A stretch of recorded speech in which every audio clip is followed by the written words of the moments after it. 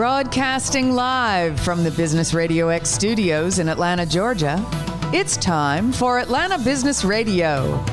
Brought to you by OnPay. Built in Atlanta, OnPay is the top-rated payroll and HR software anywhere. Get 1 month free at onpay.com. Now, here's your host.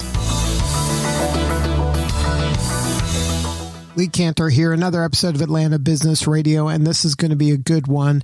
But before we start, it's important to mention that we could not be doing this work without our sponsor, OnPay. So please support them so we can continue to share these stories. Today on Atlanta Business Radio, we got Forrest Tuff, and he is with One Vision Productions. Welcome, Forrest. Hey, thank you, Lee. How's it doing? I am doing great. Before we get too far into things, tell us about One Vision Productions. How are you serving folks? Well, One Vision Productions, we're a multimedia production company. We specialize in video production, aerial drone services, web and graphic design, and we also help companies brand their image. So how'd you get in this line of work?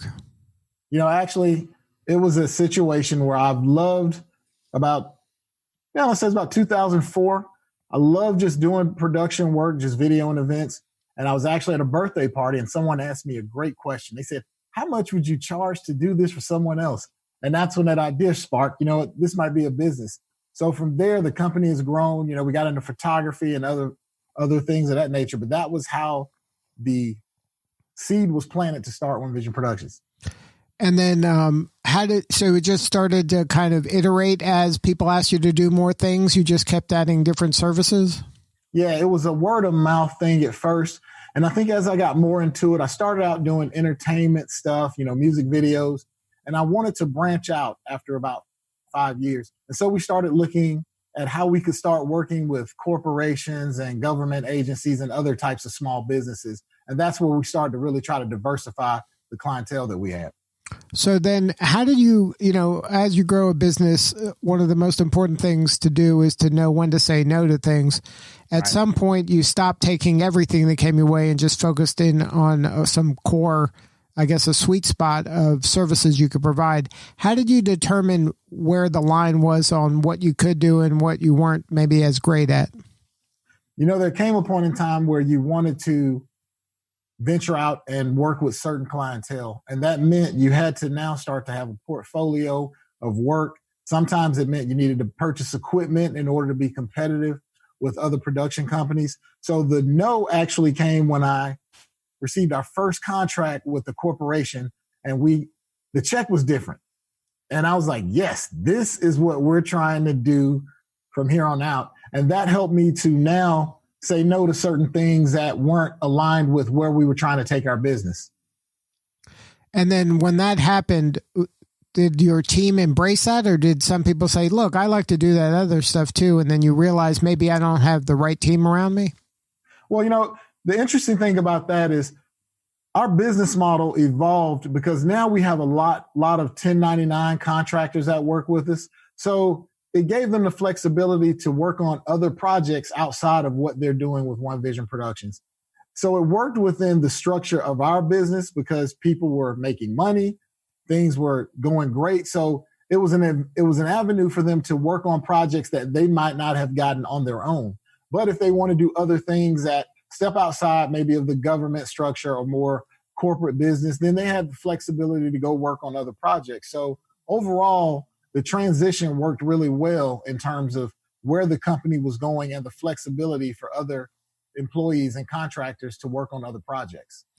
Now, has this pandemic impacted your business at all? Yes, it has. It actually slowed down some modules. Contracts slowed down because everyone was trying to figure out, hey, what are we doing?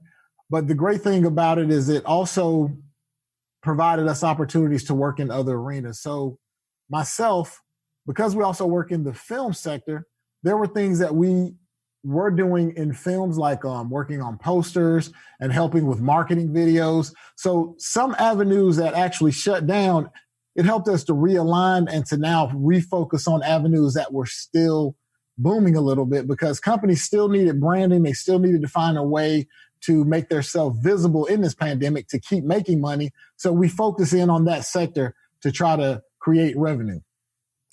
Now, in your business, as it's grown over the years, you've decided to kind of give back and pay it forward. Can you talk about your community initiatives that you're working on? Yeah, around 2014, we saw a need for a lot of local nonprofits that were trying to do things in the community.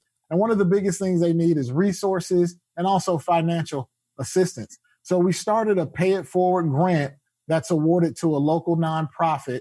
And we do this every year. We've been doing it now. This is our 6th year. And what we do is we have a process where they go onto our website, they fill out this form that tells us about about the organization or what they're doing. And it gives us an idea of who's actually working in the community that we realize needs the help to continue the work. So our grant has ranged anywhere from $500 to so far $2,000.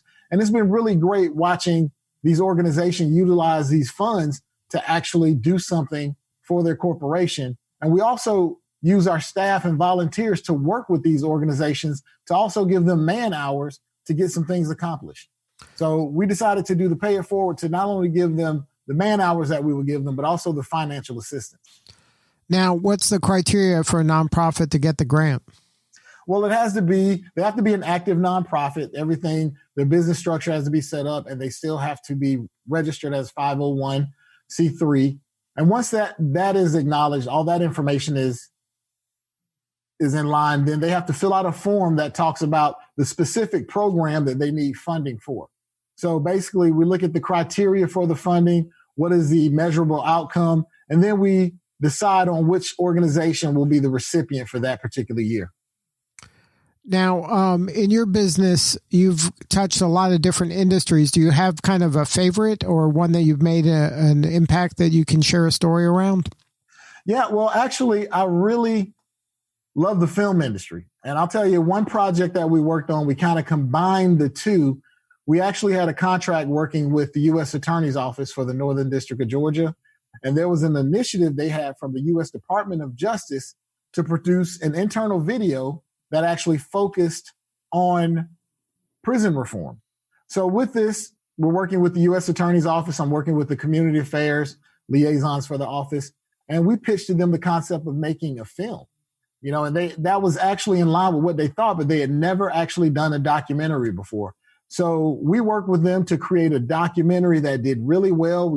At the time, we had the former governor, Nathan Deal, involved in the project, and we had a lot of community effort put into that project. We had a lot of services for people that were trying to get back involved in society. And the project went really well. It did a really great job, and the U.S. Department of Justice distributed the project to every U.S. Attorney's Office in the country. And even the Arthur and Blank Foundation got behind the project and donated $15,000 for 50 community screenings. So that was one of those projects that actually kind of consigned both of those worlds of filmmaking and actually working in the production, the government sector.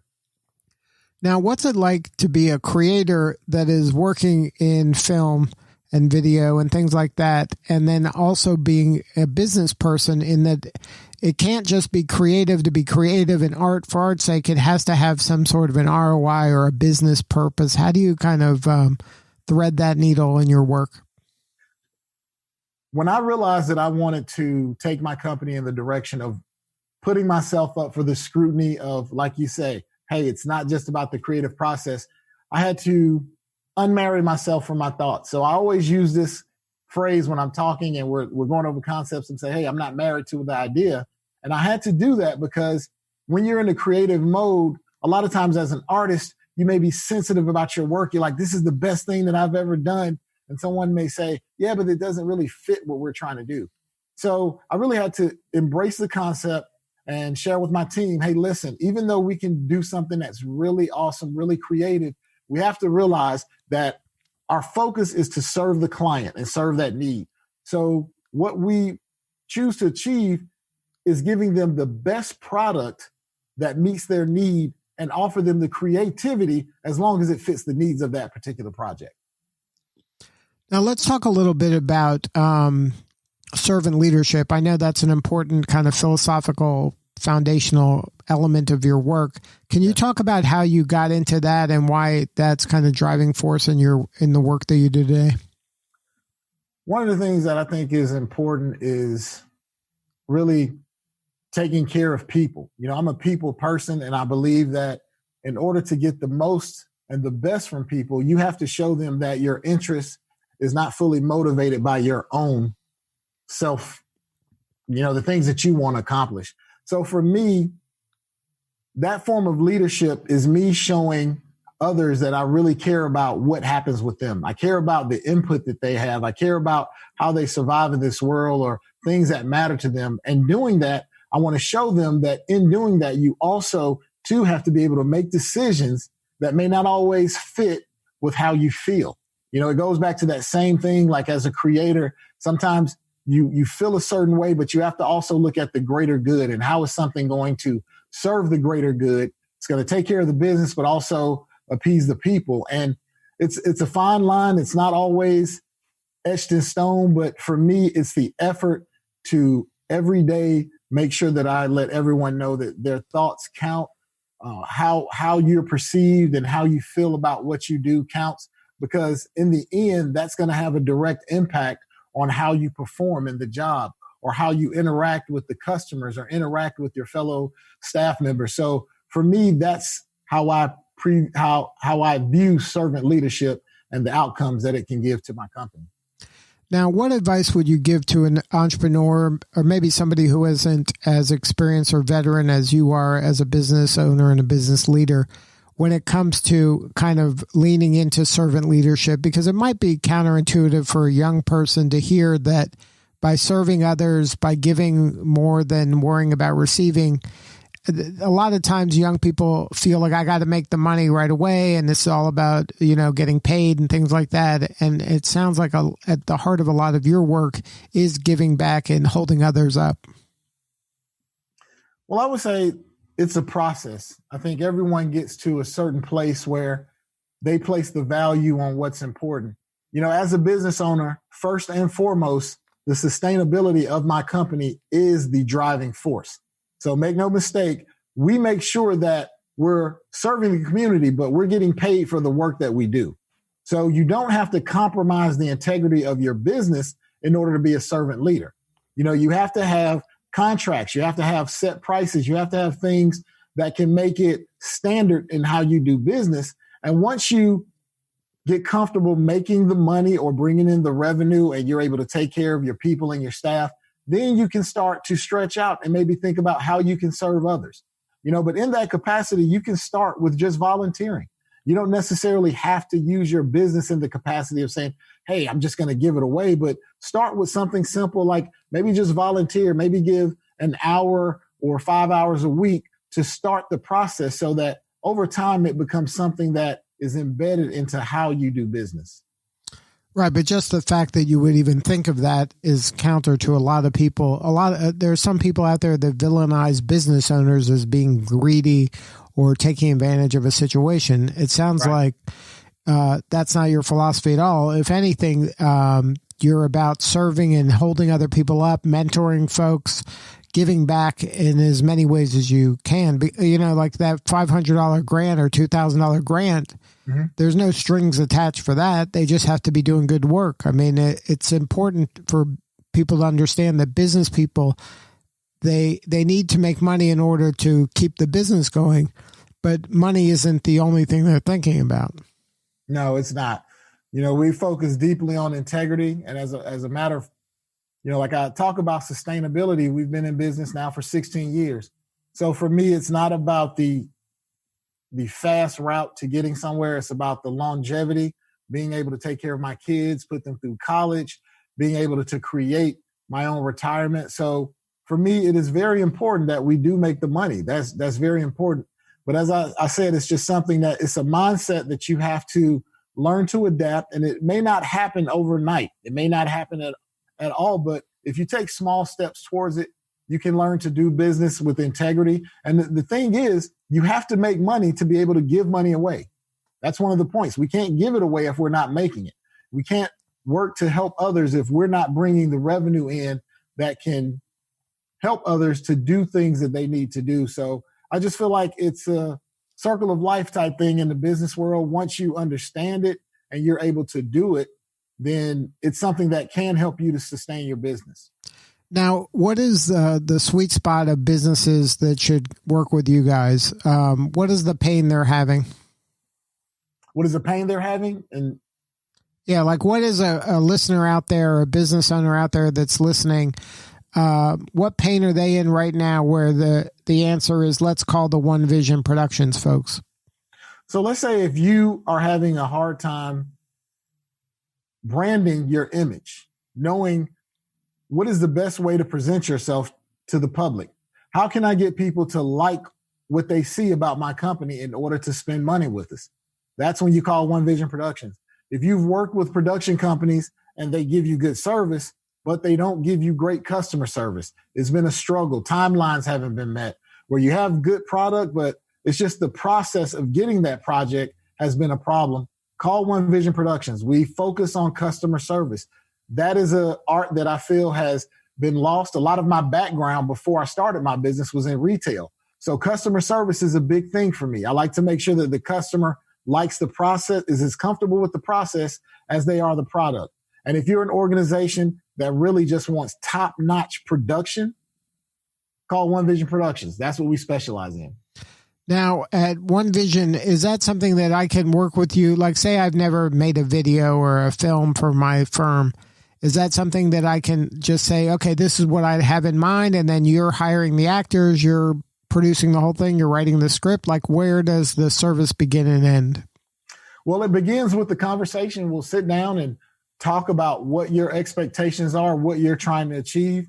And what we'll do is have a discussion about what that looks like. What will it take?